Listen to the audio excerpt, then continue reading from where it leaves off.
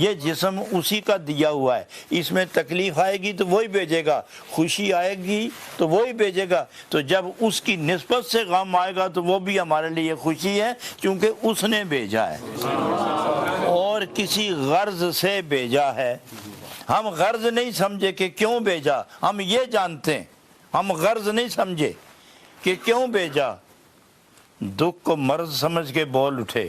لہٰذا خاموشی مناسب ہے کہ جو غم بھی ادھر سے ہے خوشی بھی ادھر سے ہے، تو وہ ایک حکیم ہے، پہلے وہ غم بیچتا ہے پھر خوشی بیچتا ہے، اور یقیناً پہلے کپڑا صاف ہوتا ہے، میل کچیل نکلتی ہے، پھر محبوب کے گلے کا وہ زینت و وہ زیور بنتا ہے، اس لیے وہ پہلے دکھ دے کے سنوارتا ہے پھر سکھ دے کے سامنے بٹھا لیتا ہے۔ تو اس لیے فرمایا کہ چونکہ آپ اس سفر کے مسافر ہیں،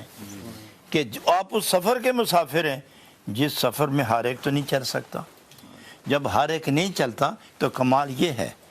کہ بعض سفر ایسے ہوتے ہیں،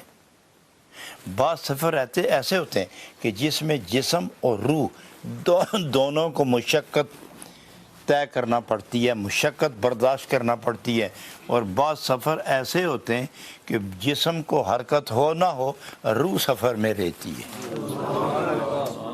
احساس سفر میں رہتے ہیں، دل کا وجدان سفر میں رہتا ہے۔ اس لیے آپ جس سفر میں پڑ گئے ہیں، اس سفر میں جسم کو روک کے رکھو، روح کو محبوب کے قدموں کی طرف بڑھنے دو۔